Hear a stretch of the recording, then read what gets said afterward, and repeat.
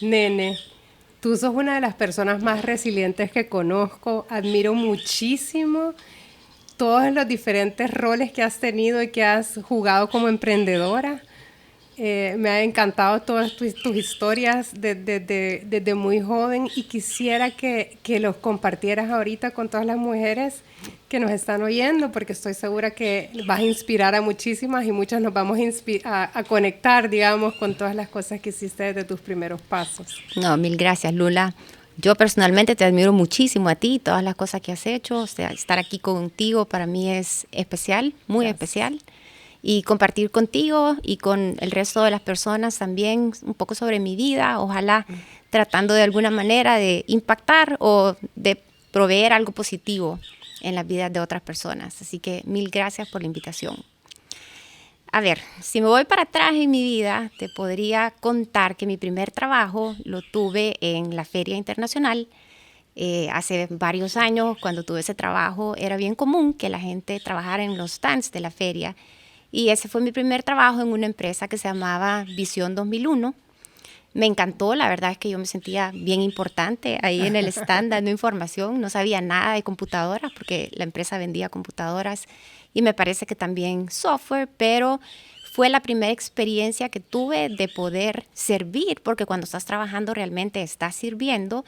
Entonces de poder servir, de poder atender a algunas personas, y me llenó muchísimo, o sea, me encantó. Tenía 16 años y esa fue una buena primera experiencia que me ayudó a sentirme bien conmigo misma, pero más allá de eso, obviamente me pagaron, y con lo que me pagaron, recuerdo que me fui a ver a unas amigas mías que no vivían en el país y haber pagado mi tiquete y haberle dicho a mi papá, quiero ir, pero déjame pagarlo a mí porque yo acabo de hacer mi primer sueldo. Mi papá me dijo, bueno, si quieres pagar el tiquete tú, págalo. Qué rico se siente, ¿verdad? Riquísimo. Ajá, poder tener mi primer dinero, poder ocuparlo de una manera en la que yo quería ocuparlo, fue rico, fue una experiencia buenísima.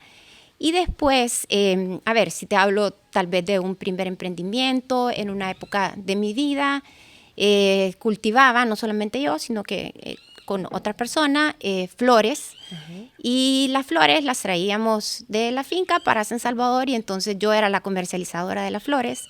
Tenía que subir las flores en un pick-up, ir por todas las floristerías de San Salvador, dejando las flores, y esa experiencia fue bonita. Era pesado ir de floristería en floristería. Claro. Cuando era vacación, las floristerías estaban cerradas, entonces descubrí que en el mercado había gente que podía comprar las flores porque siempre las vendían. Y ahí aprendiste a negociar, entonces. A negociar también. Pero sí, hubo mucha parte humana, sobre todo cuando llevaba las flores a esos lugares, cuando lo hacía en el mercado, el poder interactuar con estas mujeres, especialmente con esta que recuerdo también, fue una experiencia bien linda. Y bueno, más adelante empecé a trabajar, estudiaba en la Matías Delgado, y empecé a trabajar con mi papá. Él es arquitecto y a él le encanta obviamente el diseño y la supervisión, pero en esa época específica estaba construyendo. Entonces con mi papá aprendí muchísimo. De hecho, con él empecé de cero, porque el primer trabajo o la primera tarea que me dio fue hacer planillas. Entonces te imaginarás hacer cheques de 200 trabajadores en una planilla. Y a mano. Me imagino, ¿verdad? ¿Cuál computadora? A mano, nada que yo la firmaba, porque no la firmaba. Lo único que hacía era, obviamente, tener la planilla, que tampoco era en la computadora, sino que era un gran spreadsheet en papel, ir viendo cuánto le tocaba el pago a cada uno de los trabajadores y llenar el cheque. Y eso fue como el inicio. Y obviamente más adelante le ayudaba a mi papá en la parte administrativa, la relación con los bancos, con abogados y con clientes que compraban también los apartamentos que él estaba haciendo en ese momento. Te dio un gran recorrido, ¿verdad, nene? Hacer todo eso, me imagino. Sí, o sea, fuiste aprendiendo haciendo también, que es súper valioso. Exacto. Y aprendes de cero, o sea, aprendes desde lo más básico y esa base te sirve para un futuro. Claro, y lo rico de darte la oportunidad de no tener que saberlo. Cuando tú me decís aprender de cero, como estabas estudiando, no se esperaba que supieras nada, ¿verdad? Exacto. Entonces, darte la oportunidad de ir aprendiendo en el camino. Me gustaría recalcar ahí algo que hay partes de los trabajos que también tenemos que aprender, aunque esa parte no nos apasione, ¿verdad? También. Entonces, también saber que hay cosas que sí que las tenés que aprender, ¿verdad? O sí, por ejemplo, en mi caso, yo cero, igual que tu papi, cero administración, cero todo eso, no me gusta. Yo estoy esperando que crezcan mis hijos para ponerlo.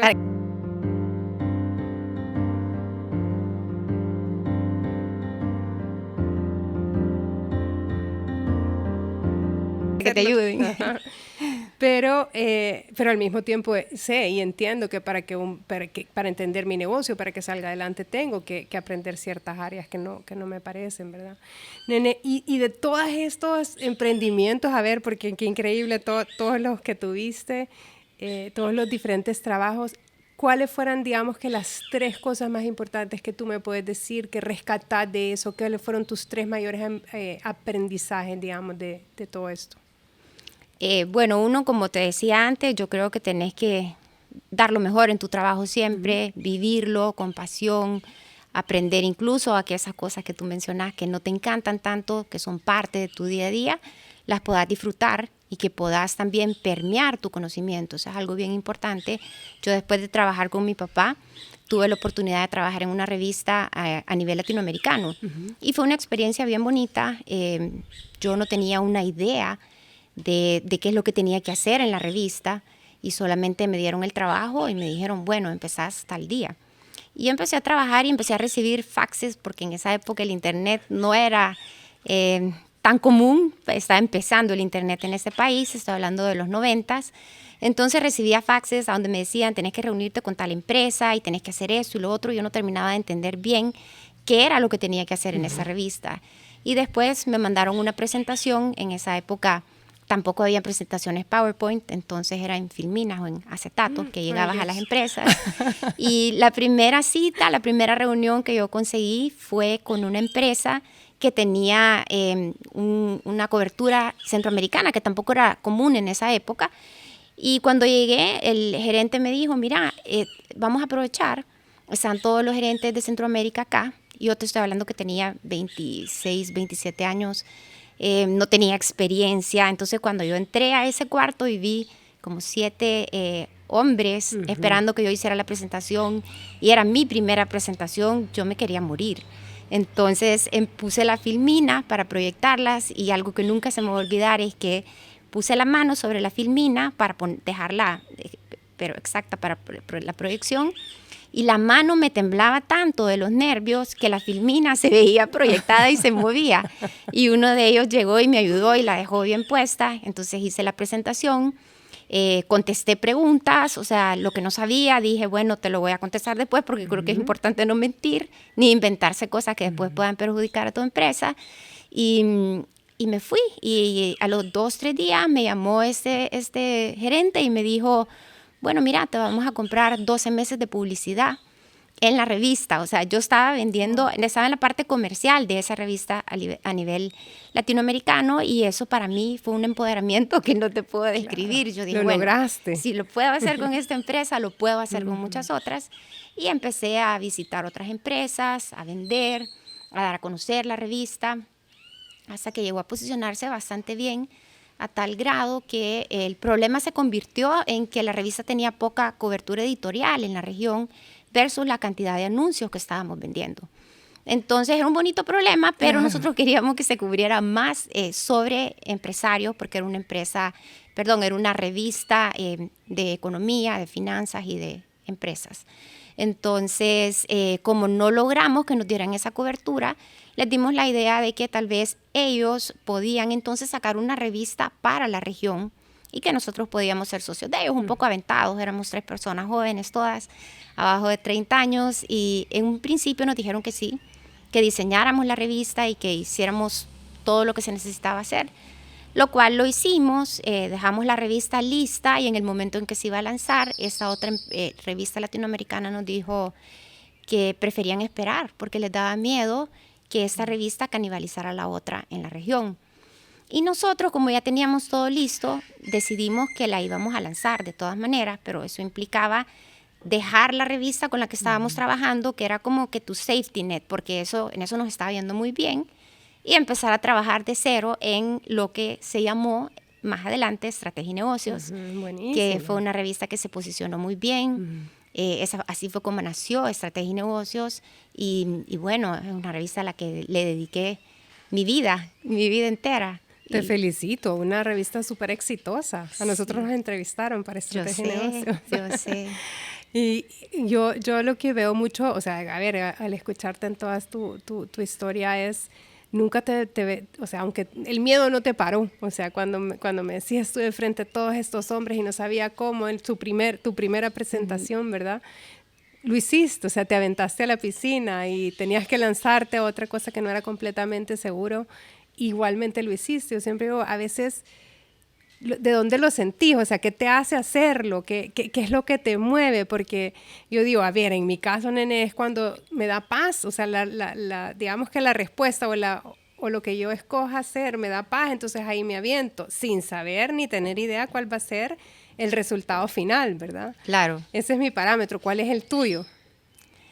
Fíjate que yo creo que nosotros tenemos una fuerza dentro de nosotros que te va empujando. O sea, siento que hay una voz adentro de ti que te dice hasta dónde puedes llegar y qué cosas no puedes hacer, porque a ver, tenés que tener una línea también que no traspasás de tus principios, tus valores, tu moral, tu ética, pero todo lo que esté adentro de tus principios, tus valores, tu moral y tu ética y todo aquello que no, con lo que no pases encima de una tercera persona, se vale. Okay. Entonces, se vale hacerlo y se vale hacerlo de una manera profesional. Y si tenés esa vocecita que te está diciendo, dale, vos podés. Y si no, si nunca lo has hecho, probalo. Porque eso también es algo importante. O sea, muchas veces llegamos a hacer cosas que ni siquiera sabemos que podíamos hacer. Entonces, creo que eso es importantísimo, darte la oportunidad como lo estás haciendo tú ahorita. Con estos programas, con estas series que estás haciendo, de entrevistas de mujeres, dando a conocer lo que las mujeres hacen en beneficio de otras mujeres, porque creo que ese es el punto medular. O sea, no es poner en la palestra a una mujer para que cuente todas sus grandezas, sino más bien que a través de tus experiencias puedas ayudar a otras mujeres a salir adelante. Entonces, esto es nuevo para ti.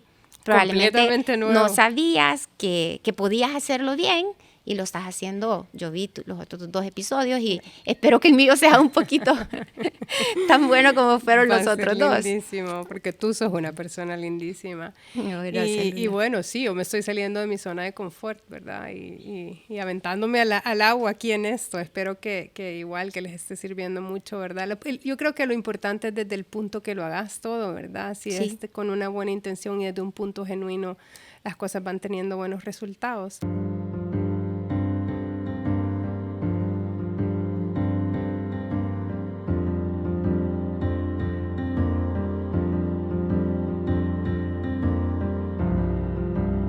Exacto. Y nene, yo sé que, o sea, es increíble tú en los diferentes momentos de tu vida que tú me has compartido, has logrado salir adelante aún en los momentos de más adversidad.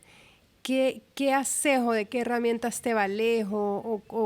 A ver, compartirme alguna metodología, si quieres, o algún secreto, no sé qué. No. ¿Qué haces cuando en esos momentos en que uno duda, o sea, que como mujer dudamos, pues, o como ser humano dudamos en algunos momentos, o en los momentos más difíciles, pues, ¿cómo haces para levantarte y seguir adelante? Porque esa es una cualidad increíble en ti, lo vuelvo a repetir, la resiliencia, el seguir, el darle para adelante, el no decir que no a nada.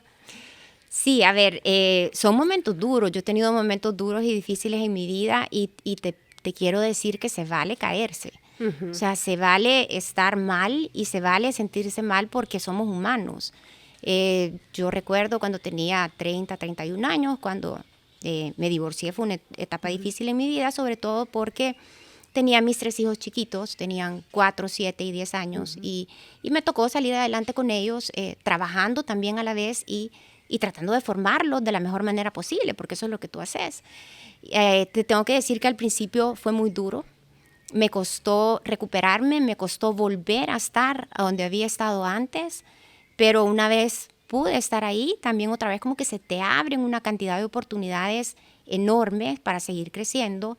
Y fue precisamente después, unos 2 años después de lo que te estoy contando, de esa situación que fue dura, que muchas mujeres la viven, por cierto. Esa no es una situación ajena a las mujeres. Creo que en eso podemos tener empatía muchas. Claro. Pero fue en ese momento que estábamos viviendo también en la revista, momentos también difíciles, y se dio la oportunidad de que comprara la revista.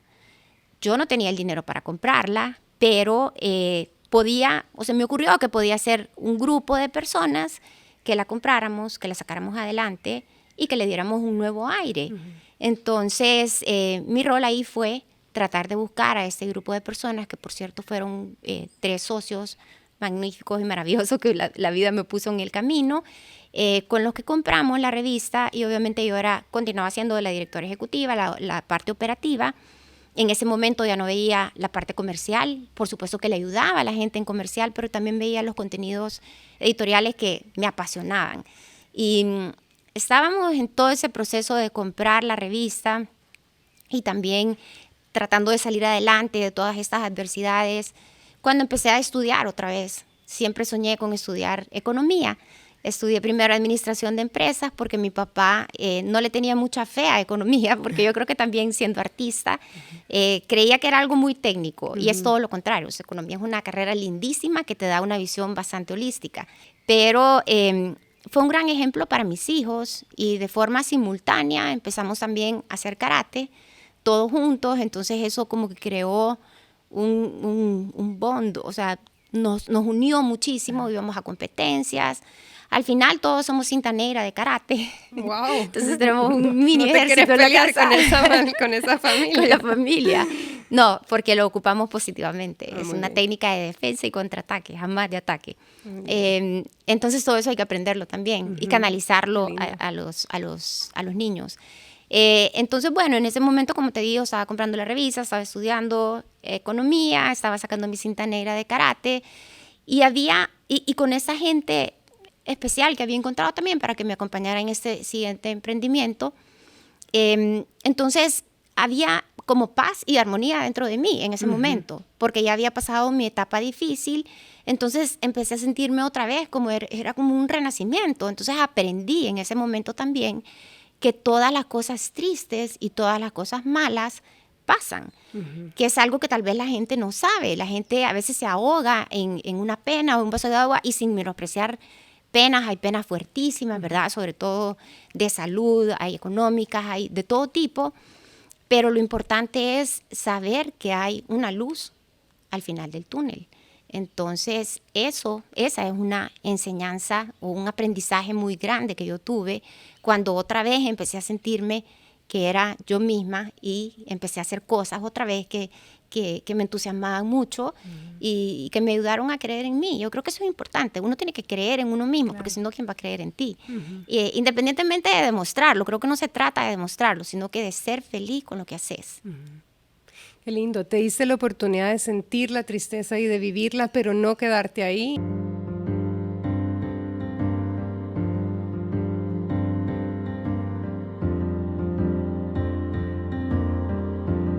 Si me preguntas, esa no fue mi estrategia. Yo no tenía una estrategia en ese momento.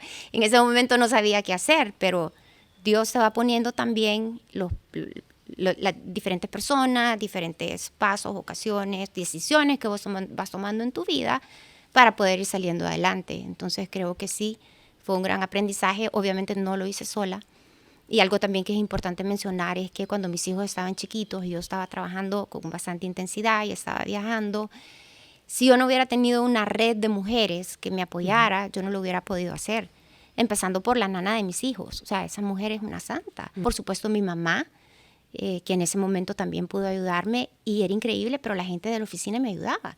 O sea, yo tenía personas a veces que iban con la nana al pediatra para que pudiera ver a mi hijo. Y me acuerdo que una vez estaba en el aeropuerto de Panamá y tenía a esta persona que trabajaba conmigo en la oficina y a la nana en la oficina del pediatra, y el pediatra en el teléfono diciéndome qué era lo que tenía el niño, qué es lo que le tenían que dar, y yo después hablando con ellas y dando instrucciones. Entonces al final estás viviendo como un mundo un poco loco, ¿verdad? Porque son 1000 cosas que tenés que mantener en el aire y no dejar caer ninguna, porque todas son igualmente importantes. Aunque sí te voy a decir que en mi vida lo más importante han sido mis hijos. Entonces creo que también como mujeres, si sos mamá, tenés que priorizar. Claro. Entonces, en mi caso, mis hijos iban en primer lugar. Mi trabajo iba en segundo lugar porque si no trabajaba no les daba de comer. Entonces era relacionado a mis hijos también. Entonces mi trabajo y por supuesto mi familia, mis papás.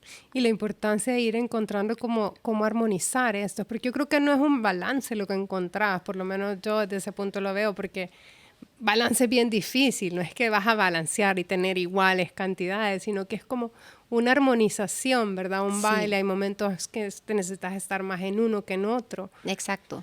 Y eso tal vez es algo que también vale la pena mencionarte. Fíjate que yo tuve una época en mi vida que sí, era un poco de locura, el estrés, los viajes, tener la casa en orden, tener la oficina en orden. Y tuve un episodio bien fuerte. Tuve una convulsión cuando estaba en un súper. Gracias a Dios estaba un médico conmigo que me llevó al hospital y yo me levanté 45 minutos después en el hospital. Desperté cuando ya ves las luces del hospital en una camilla que me llevaban corriendo con suero y yo no sabía lo que había pasado. Entonces fue una llamada de atención porque hasta ese momento estaba disfrutando tanto lo que hacía que me había olvidado que tenía que dormir bien, que tenía que comer bien y que tenía que bajarle un poco el estrés. Entonces, fue una época dura y difícil. ¿Cuál sería tu consejo ahí para quienes nos están oyendo? Fíjate que, a ver, la gente siempre habla, como tú decías, de balance de vida, pero va más allá del balance de vida. Creo que también en todas las cosas que haces y en todos los logros que tenés que saber a dónde hacer un alto y pensar en ti. Porque si no pensás en ti, entonces se te va a desmoronar todo. O sea, tú sos el pilar de tus hijos, tú sos el pilar en tu emprendimiento, en tu oficina, pero si tú no estás bien, nada va a estar bien. Entonces, sí tuve que hacer un alto y ahí fue otra vez un periodo difícil en mi vida porque acababa de vender la revista, habían pasado 3 años, que era el periodo de tiempo que yo tenía que quedarme en la revista con los nuevos dueños. Y bueno, había dejado la presidencia de Voces Vitales, varias cosas, y sentí que por segunda vez en mi vida estaba como dando ese salto en el vacío y no sabía a dónde iba a caer. Entonces, encima de todo, tuve este episodio médico que me ayudó a tranquilizar un poco las aguas, ¿verdad? A darme cuenta de que tenía que parar y no sabía para dónde iba, qué rumbo iba a tomar. Y aquí, nene, yo siento que hay tantas mujeres, yo he conocido mujeres talentosísimas con con profesiones espectaculares, pero que decidieron en su momento, digamos, no ejercer y quedarse completamente con sus hijos. ¿Y qué pasa después de que sus hijos crecen? Y entonces están estas mujeres con mucho conocimiento, con ganas de emprender, con ganas de ser, digamos, que de sentirse útiles en la vida profesional, y que por temor, por sentir que ya es muy tarde, que ya pasó su momento, no emprenden. Y entonces ven ante ese vacío que tú me estás hablando.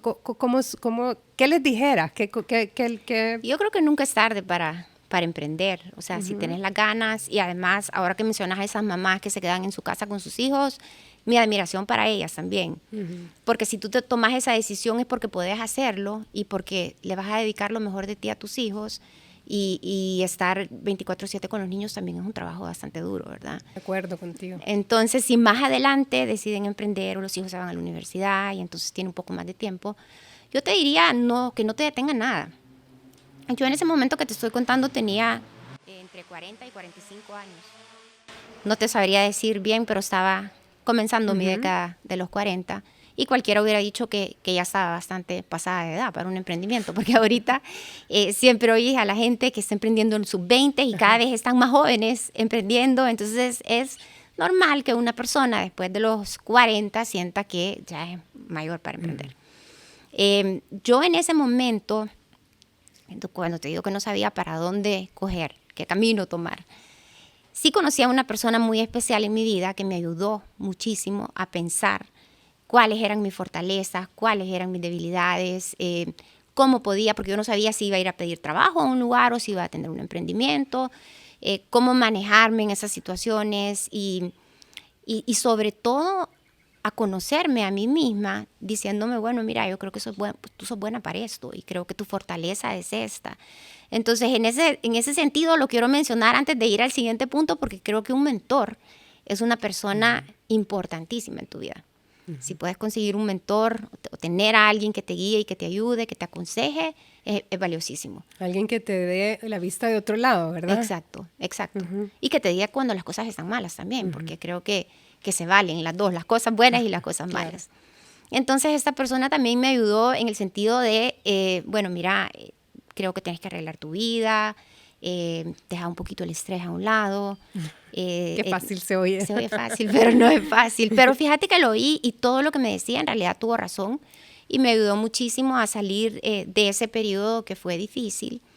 En esa época se me acercó una persona que yo había conocido años atrás en la revista, por cierto, porque hacíamos presentaciones y traíamos ponentes de fuera.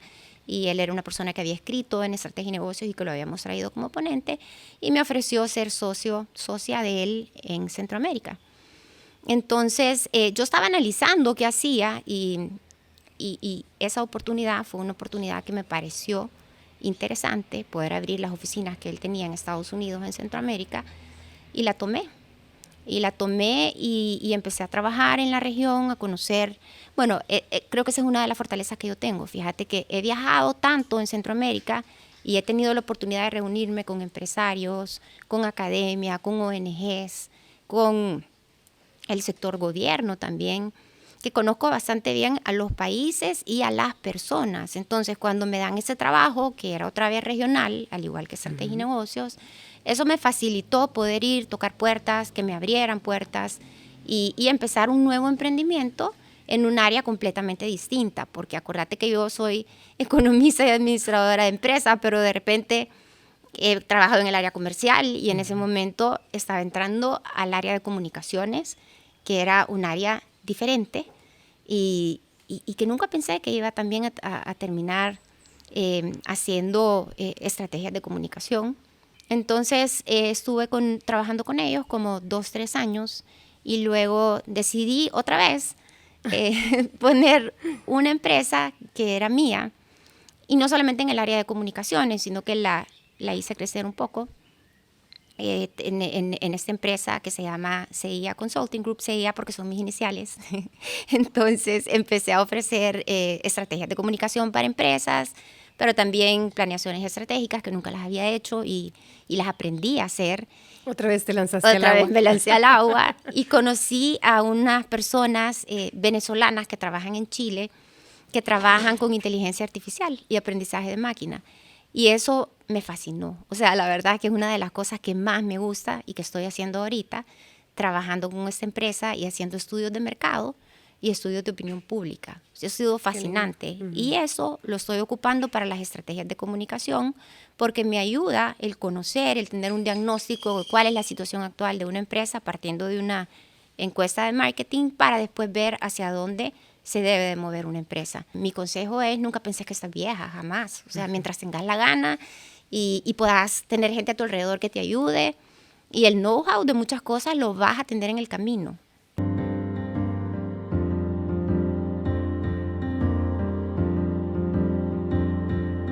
Bueno, por cierto, tú nos hiciste una estrategia de comunicación en Lula Mena. Que la disfruté, increíble. Espectacular, a mí me encantó también trabajarlo contigo. Y yo quisiera que le dijeras como a estas mujeres que a ver, que tienen microemprendimientos o que empiezan a emprender, que uno a veces no sabe o no tiene claro cuando estás empezando, que son todas esas cosas de comunicación importantes que tenés, que no te pueden faltar. ¿Cuáles para ti fueron las 3 cosas que le dijeras a cualquiera mujer que esté emprendiendo? Esto te tenés que fijar y lo tenés que tener. Yo creo que lo más importante es que tú tenés que saber qué es lo que estás haciendo, cómo lo estás haciendo y por qué lo estás haciendo. O sea, tú ya conociste bastante bien cómo se hace una estrategia de comunicación y creo que enfocarnos en esos 3 puntos es bien importante. Y en las sesiones estratégicas que yo hago con las empresarias o los empresarios, siempre tenemos un grupo como del equipo, nosotros le llamamos Tier 1, que es la gente en las gerencias, en las direcciones, la gente que toma decisiones dentro de las empresas. Entonces, partir de un diagnóstico, como te decía, y aquí no tenés que pagar un diagnóstico, o sea, lo que sea que tú haces, tú podés tener una muestra de personas que te conocen, que está alrededor tuyo y preguntarles, o sea, ¿cómo me percibís? ¿Cómo me estás viendo? ¿Qué es lo que tú pensás de lo que yo estoy haciendo? Y eso puede ser un diagnóstico bien sencillo. Se lo puedes preguntar a la gente que trabaja contigo, se lo puedes preguntar a tu familia, a tus amigos, a la gente que conoce de tu emprendimiento. Y ahí ya tenés tu situación actual, tu punto de partida. Después de eso, creo que es importante también conocer cuál es tu situación deseada. Y una vez más, eso no lo vas a definir tú sola. Lo vas a definir con este equipo, este grupo de personas que no tienen que ser gerentes y directores como en una gran empresa, que pueden ser gente cercana a ti y que te digan, bueno, yo te visualizo a 5 años a ti haciendo esto y esto y esto. Creo que tus fortalezas son estas, tus debilidades son estas otras. Entonces ya tenés tu situación actual y tu situación deseada. Entonces ahora, ¿cómo llegar de un punto al otro? Es tu estrategia. Entonces, para construir tu estrategia, tenés que conocer quiénes son tus audiencias, porque tenés que saber a quién le vas a servir y quién te va a servir a ti. Y cuando te digo te va a servir, no que te va a servir porque te va a ser útil, sino tus proveedores y la gente con la que vas a trabajar. Entonces, definís tus audiencias y luego, otra vez, en una sesión, parecen muchas sesiones, pero son importantes, es importante que te volvás a reunir con esta gente y les preguntes, y que junto con esta gente definás más bien qué es lo que yo hago. O sea, ¿cuál es mi pitch, verdad? Al final del día, tu pitch es el qué hago y cómo lo hago. Que parece tan fácil, pero en realidad definir en 1 minuto o 2 minutos lo más, ¿qué es lo que haces? Nosotros que hacíamos tantas cosas, a mí me costó un montón en un principio. Como lo sintetizás, ¿verdad? Exacto. Porque tenés tantas cosas, y en realidad haces tantas cosas, pero tenés que de una forma concisa hacerlo, o sea, definir el qué y el cómo, y luego algo que es importantísimo es el por qué. ¿Cuál es tu propósito? O sea, ¿por qué estás haciendo lo que estás haciendo? Y puede ser que tu respuesta sea porque quiero salir adelante, está bien. Pero tu propósito tiene valor en la medida en que tú estás también generando beneficio y valor a otras personas alrededor tuyo.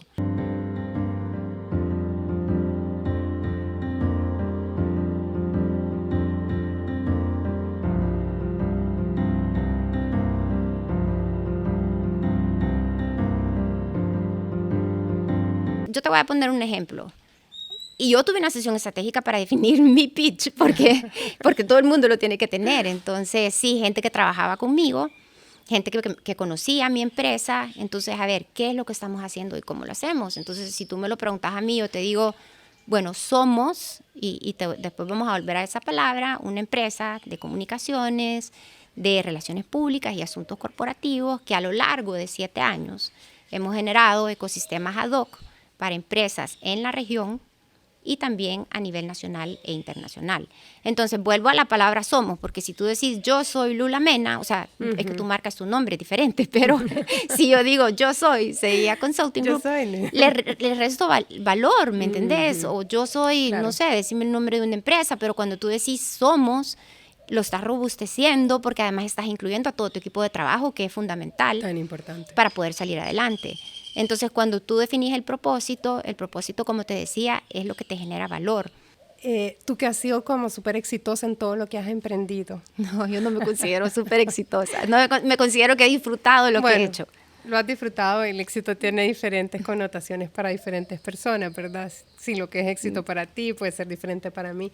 No importa, el punto es que cuando has ido creciendo, digamos, y desarrollándote en diferentes áreas, quiero saber si no has encontrado en algunos momentos, que creo que a muchos también nos pasa, que a veces las personas que tenés alrededor, que tú esperaras que compartieran la alegría de ese éxito, que te acompañaran y te apoyaran, no siempre están ahí, digamos, compartiéndolo o celebrándolo. Uh-huh. Y esto me refiero, pueden ser familiares, amigos, gente muy cercana a ti que uno esperara, digamos, entre comillas, que pudieran estar ahí. ¿Te ha pasado alguna vez? ¿Y qué consejo le dieras a las personas que sienten esto o que les ha pasado esto? Sí, yo creo que pasa, ¿verdad? O sea, no toda la gente está en tu misma página también. Entonces, cuando tú estás lista para despegar y hacer algo, puede ser que algún miembro de tu familia o alguna persona que trabaje contigo no esté lista para dar ese salto y no lo celebre junto contigo. O incluso te haga sentir mal en algún momento porque tú sí lo estás celebrando. Mira, afecta, porque sí te afecta y tú quisieras que toda la gente que tú querés y que está a tu alrededor disfrutara y celebrara todos tus triunfos y todo lo que estás haciendo, pero yo te diría que esas personas eventualmente van a llegar a apreciar lo que tú haces, a admirarlo tal vez también, pero si no, a apreciarlo y a valorar lo que tú haces. Si lo que estás haciendo está bien, nada debería de detenerte de hacer lo que a ti te parece que te va a generar bienestar, alegría y al final, pues, no sé, tu triunfo y tu salir adelante. Sin esperar nada, ¿verdad? Al final. Sin esperar nada de cambio. Lo de alrededor. Exacto. Nene, yo gracias a tu recomendación soy parte de Cali, que es, yo te voy a dejar a ti explicar qué es Cali, pero me ha sido una experiencia bien transformadora en mi vida, aunque yo siempre he estado, o sea, en mi emprendimiento es social y he tenido bien claro el por qué hago lo que hago y cómo lo hago. Para mí, Cali fue el subrayar aún más eso, el volver a hacer un momento, o sea, un paro en mi vida y volverme a preguntar qué más. O sea, ya estoy haciendo hasta aquí, ¿qué más puedo hacer? Y el reasegurarme y reafirmar que el por qué hacemos lo que hacemos es lo más importante, el poder utilizar tus acciones diarias para el servicio de algo más grande que tu mero metro cuadrado, digamos, es increíble, ¿verdad? Y llena de 1000 maneras diferentes. Bueno, podría hablar horas de mi experiencia en Cali. Hablar horas de Cali. Pero quiero que me contes tú un poco. Tú fuiste directora ejecutiva por muchos años. Te agradezco aquí públicamente el que me hayas permitido a través de tu recomendación entrar ahí, porque ha sido una experiencia de verdad de las más lindas en mi vida.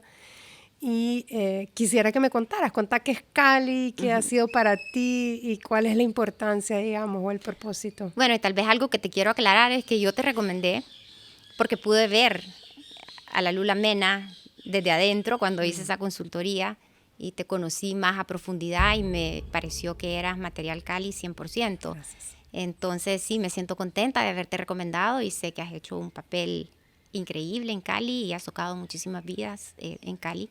Entonces, pero lo que sí te quiero aclarar es que mi recomendación es solamente el primero de los pasos. Al principio, desde el inicio, Cali es la Iniciativa de Liderazgo Centroamericana, es Cali por sus siglas en inglés.